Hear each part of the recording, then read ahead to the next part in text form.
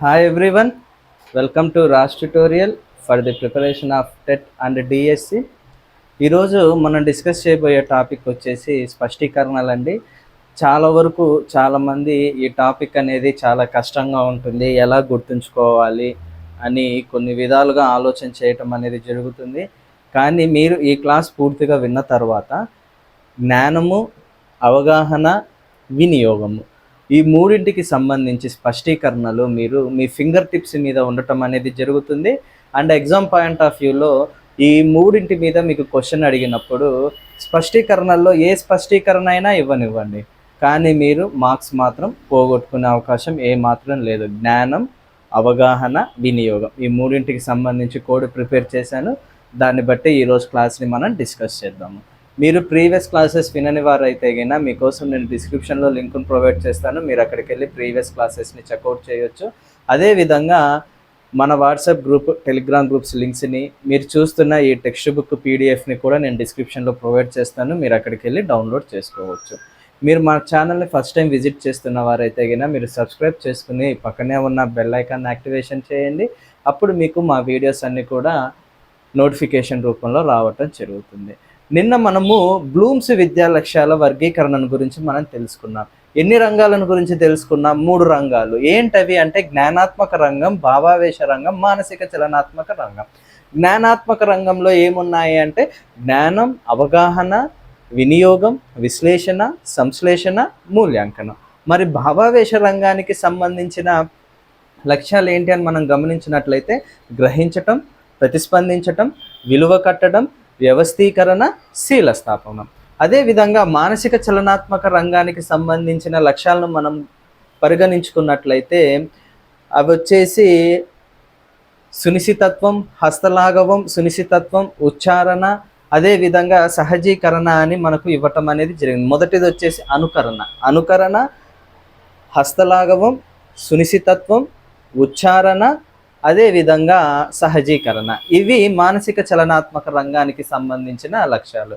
ఈరోజు వీటికి సంబంధించిన స్పష్టీకరణలు మనం చూద్దాం. ఒక జ్ఞానాత్మక రంగంలో మనం చూసుకున్నట్లయితే జ్ఞానము, అవగాహన, వినియోగం ఈ మూడింటికి కూడా స్పష్టీకరణలు ఇవ్వటం అనేది జరిగింది.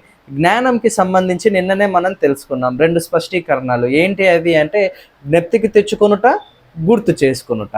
మీకు ఎగ్జామ్ పాయింట్ ఆఫ్ వ్యూలో క్వశ్చన్ అప్లికేషన్ ఓరియంటెడ్లో అడిగినప్పుడు ఎంత అప్లికేషన్ ఓరియంటెడ్ అయినా మీరు గమనించండి, అక్కడ మీకు డెప్త్కి తెచ్చుకొనుట లేకపోతే గుర్తించుట అని మీకు కనపడినప్పుడు, గుర్తు చేసుకొనుట అని మీకు కనపడినప్పుడు మీరు దాన్ని జ్ఞానంకి సంబంధించిన లక్ష్యంగా మీరు చూస్ చేసుకోవాల్సి ఉంటుంది.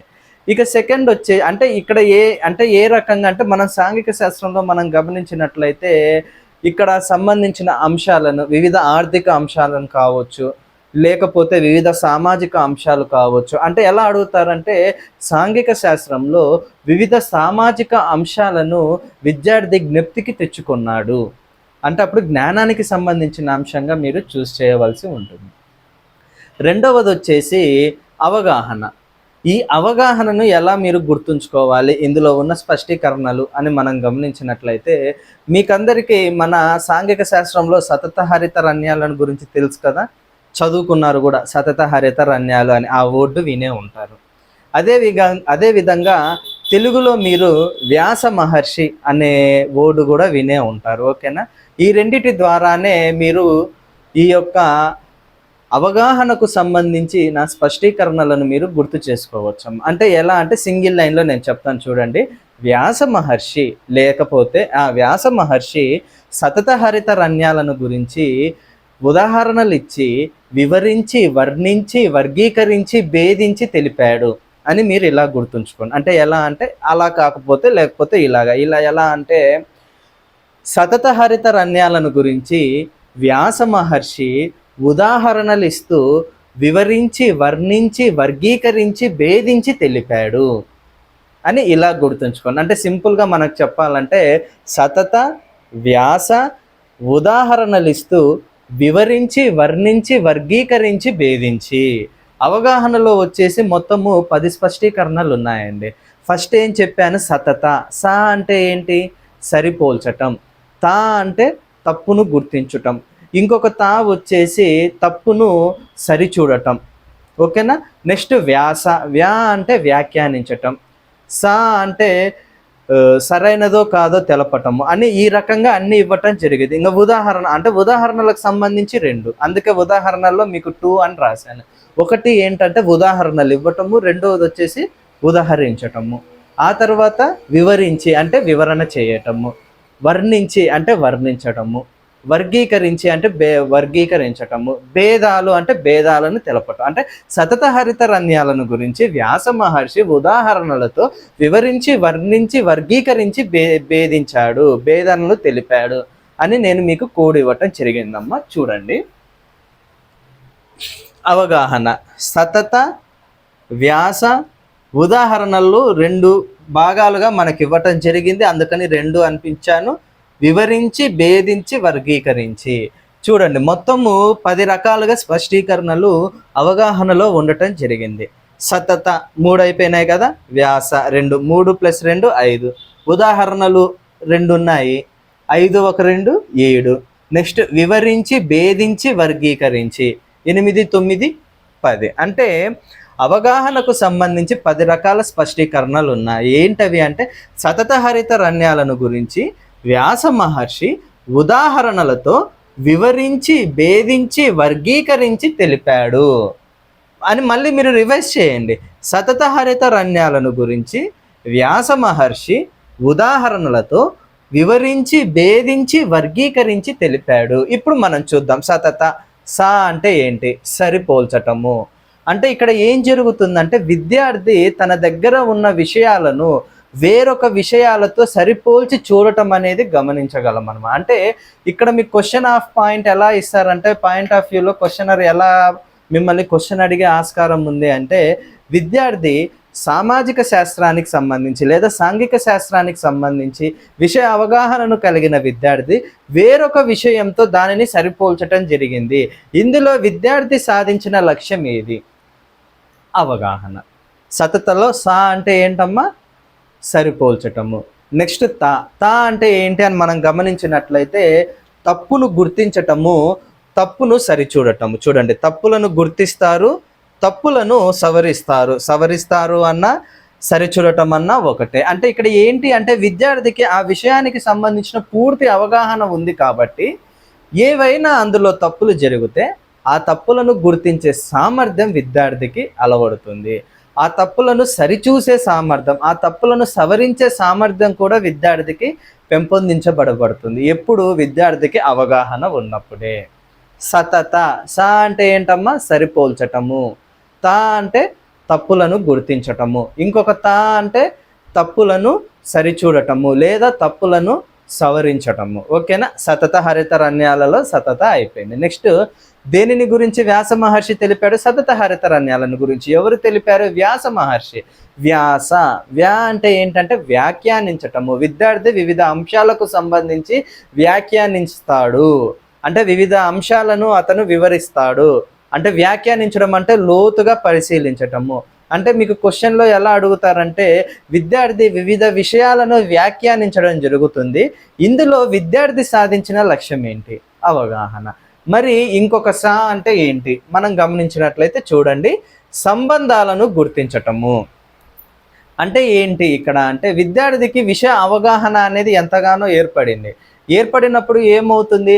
ఒక విషయానికి ఇంకొక విషయానికి మధ్య గల సంబంధాన్ని గుర్తించటం అనేది జరుగుతుంది. ఇప్పుడు మీరు గమనించినట్లయితే సాంఘిక శాస్త్రంలో ఆర్థిక అంశాలు, సామాజిక అంశాలు, ఎన్నో అంశాలు అనేది మిళితమై ఉంటుంది. ఆ విధంగా వాళ్ళు ఏమడుగుతారంటే సాంఘిక శాస్త్రంలో ఆర్థిక అంశాలను, అదేవిధంగా సామాజిక అంశాలను లేదా రాజకీయ అంశాలను విద్యార్థి వాటి మధ్యలో ఉన్న సంబంధాన్ని గుర్తించటం జరిగింది. ఇందులో విద్యార్థి సాధించిన లక్ష్యం ఏంటి అంటే అవగాహన. ఇప్పుడు ఇవన్నీ స్పష్టీకరణలు, ఈ 10 రకాలు అనేవి స్పష్టీకరణలు. ఈ స్పష్టీకరణలను సాధిస్తున్నాడు విద్యార్థి అంటే అక్కడ ఆ లక్ష్యాన్ని సాధిస్తేనే ఇది సాధ్యమవుతుంది. అంటే అక్కడ సాధించిన లక్ష్యం ఏంటి అంటే అవగాహన. సతత అయిపోయింది, వ్యాస అయిపోయింది. తర్వాత ఏంటి? ఉదాహరణలు 2 అని రాశాను. అక్కడ ఏంటంటే ఉదాహరణలు ఇవ్వడము, ఉదహరించడము. వివిధ అంశాలకు సంబంధించి ఉదాహరణలు ఇస్తారు విద్యార్థులు. వివిధ అంశాలకు సంబంధించి ఉదహరించడం అనేది జరుగుతుంది అవగాహన. తర్వాత ఏంటి, వివరించి, వర్గీకరించి, భేదించి. వివరించి అంటే వివరించడము, వర్గీకరించి అంటే వర్గీకరించడము, భేదించి అంటే భేదాలను తెలపటం. ఇవన్నీ కూడా ఆ విషయం యొక్క అవగాహన పిల్లవాడికి లోతుగా ఉన్నప్పుడే ఇవన్నీ కూడా సాధ్యమవటం అనేది మనం గమనించవచ్చు అమ్మ. అవగాహనకు సంబంధించిన కోడ్ ఏంటి అంటే సతత హరిత రన్యాలను గురించి వ్యాస మహర్షి ఉదాహరణలతో వివరించి, వర్గీకరించి, భేదించి తెలిపాడు అని గుర్తుపెట్టుకున్నప్పుడు అవగాహనకు సంబంధించి మీరు పూర్తిగా ఎగ్జామ్ పాయింట్ ఆఫ్ వ్యూలో ఏ క్వశ్చన్ వచ్చినా మీరు స్కోర్ చేయగలరు. క్వశ్చన్ అనేది ఏ మాత్రం కూడా పోయే ఆస్కారం ఏ మాత్రం లేదు. ఖచ్చితంగా మోస్ట్ ఇంపార్టెంట్ టాపిక్ అమ్మ. చూడండి ఏం చెప్పాను నేను, సతత హరిత రన్యాలను గురించి వ్యాస మహర్షి ఉదాహరణలతో వివరించి, భేదించి, వర్గీకరించి తెలిపాడు. ఓకేనా, అవగాహనకు సంబంధించి అయిపోయిందమ్మా. నెక్స్ట్ది వచ్చేసి ఏంటి, నెక్స్ట్ లక్ష్యం ఏంటి, జ్ఞానాత్మక రంగంలో మనము 3 లక్ష్యాలను గురించి తెలుసుకుంటున్నాం. జ్ఞానం అయిపోయింది, అవగాహన అయిపోయింది, మూడవది వచ్చేసి వినియోగం. మరి ఈ వినియోగం యొక్క కోడ్ ఏంటి, వినియోగంలో 8 రకాల స్పష్టీకరణలు ఇవ్వటం జరిగిందమ్మా. ఈ యొక్క వినియోగంలో ఉన్న 8 రకాల స్పష్టీకరణలను ఎలా గుర్తుంచుకుందాము సాంఘిక శాస్త్రంలో అంటే గిన, వికాస పని నూకాస, ఇలా గుర్తు ఒక 5 సార్లు మీరు రివైజ్ చేసినప్పుడు అయిపోతుంది. వికాస పని నూకాస అంటే 8 రకాల స్పష్టీకరణలు ఇందులో వచ్చేసాయి. వికాస పని నూకాస అని ఇలా మీరు 5 సార్లు రివైజ్ చేసినప్పుడు వచ్చేస్తుంది. సార్ మరి పైన కూడా వివరించి, వర్గీకరించి అలా ఉంది కదా, మరి కింద కూడా మీరు వి అని పెట్టారు, మరి మేము ఏ రకంగా గుర్తుంచుకోవాలి అంటే గిన, వికాస నేను ఒక భాగం చేశాను, పనిని ఒక భాగం చేశాను, నూకాసాని ఒక భాగం చేశాను. ఇప్పుడు ఈ వికాసలో వీని సాని ఎలా గుర్తుంచుకుందామంటే, మీకు ఆల్రెడీ పైన వి సా అనేది వచ్చింది, అక్కడ ఏమొచ్చింది, వివరించడం అనేది వచ్చింది, సా అంటే సంబంధాలను గుర్తించటం వచ్చింది, సరిపోల్చటం అనేది కూడా వచ్చింది. మరి ఇక్కడ కూడా సా అనేది వచ్చింది. మరి ఇక్కడ ఏం గుర్తుంచుకుందాము వినియోగంలో అంటే గిన, వికాసాన్ని విశ్లేషిస్తూ సమస్యకు పరిష్కారాన్ని కనుగొన్నారు. మీరు సైకాలజీలో వికాసం గురించి ఎంతో తెలుసుకున్నారు, దాన్ని మీరు ఇక్కడ కోడ్గా ఉపయోగిస్తారు. ఇక్కడ వికాసాకి మీరు కోడ్ ఏంటంటే వికాసాన్ని విశ్లేషిస్తూ సమస్యకు పరిష్కారాన్ని కనుగొన్నారు. చూడండి అమ్మా, ఇప్పుడు ఈ వికాసంలో మీరు ఎలా గుర్తుంచుకోవాలి ఈ కోడ్ని అంటే, చూడండి, వికాస పని నూకాస అని మీకు ఇవ్వటం జరిగింది. వికాసలో వి అంటే ఏంటి, సా అంటే ఏంటి, అందుకోసం ఏం రాశానంటే వికాసాన్ని విశ్లేషించి సమస్యకు పరిష్కారాన్ని కనుగొనుట. వి అంటే ఏంటి, విశ్లేషించి, సా అంటే సమస్యకు పరిష్కారాన్ని కనుగొనుట. ఈ వికాసలో మీకు గుర్తుంచాలి కాబట్టి వికాసాన్ని అని మీకు తెలపటం జరిగిందమ్మా. వికాసాన్ని విశ్లేషించి సమస్యకు పరిష్కారాన్ని కనుగొనుట. వి అంటే విశ్లేషించుట, అంటే పిల్లవాడు విశ్లేషిస్తాడు. మీ క్వశ్చన్లో అప్లికేషన్లో ఏదైనా ఇవ్వండి, విశ్లేషిస్తాడు అని కనిపిస్తే మీరు వినియోగము యొక్క లక్ష్యంగా గుర్తించవలసి ఉంటుంది. సమస్యకు పరిష్కారాన్ని కనుగొనుట అంటే ఇక్కడ ఏంటి అంటే సమస్య పరిష్కారానికి సమాచారాన్ని సేకరించుకోవటం జరుగుతుంది, తన దగ్గర ఉన్న సమాచారాన్ని గ్రహించటం జరుగుతుంది. అంటే ఇక్కడ సమస్య పరిష్కారానికి తన దగ్గర ఉన్న సమాచారంతో గ్రహించాడని మనకి ఇచ్చినప్పుడు దానిని మీరు వినియోగంకి సంబంధించిన లక్ష్యంగా గుర్తించవలసి ఉంటుంది.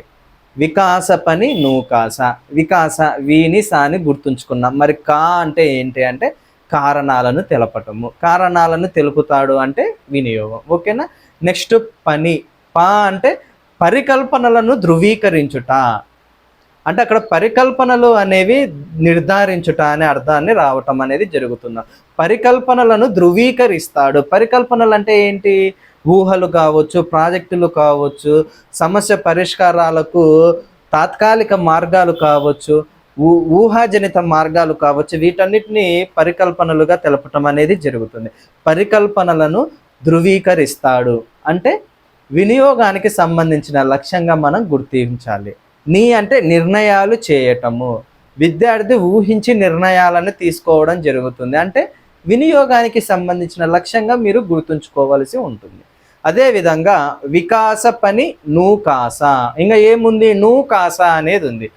అంటే ఏంటి అంటే నూతన పరికల్పనలను ఏర్పరచటము, పరికల్పనలను ధృవీకరిస్తాడు అన్న వినియోగమే, నూతన పరికల్పనలను ఏర్పరుస్తాడు అన్న వినియోగమే. ఇకపోతే ఇంకొక కా ఉంది, వికాసలో కాకి ఏమని తెలుసుకున్నాము, కారణాలను తెలుపుతాడు.